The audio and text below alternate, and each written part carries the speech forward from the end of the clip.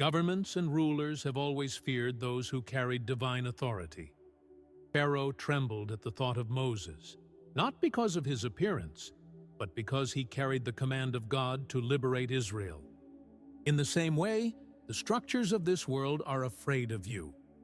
They sense that when you step into alignment with God's purpose, entire systems will be shaken.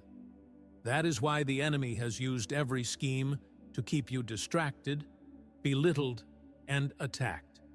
It is not you they fear. It is the Spirit of God that lives within you. Think of David, chosen one.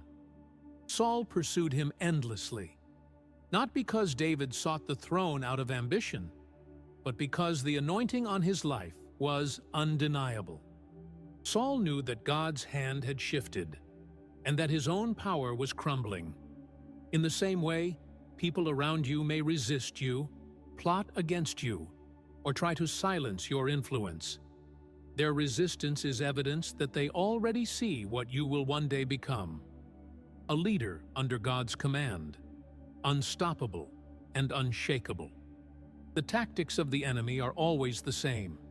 He uses whispers to question your character, false accusations to tarnish your reputation, and rejection to isolate you. These fiery darts are aimed at your spirit, to make you feel disqualified before you even step onto the battlefield.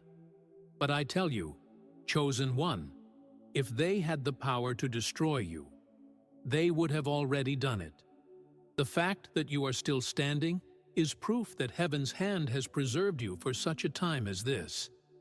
Even now, plots may be forming in the shadows, conversations held behind closed doors, networks of resistance trying to stop your rise. But you must not be afraid, for the word says, "No weapon formed against you shall prosper." Isaiah 54:17.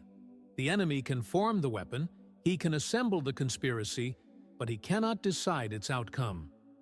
God has already sealed your destiny, and no secret plan can overturn his decree. Remember Daniel, beloved. His integrity and excellence stirred jealousy among the officials of Babylon. They conspired, twisting laws and manipulating decrees, just to see him fall. Yet their plot became the stage for God's glory, when the lions' mouths were shut. Likewise, the conspiracies against you will not end in your defeat, but in your vindication.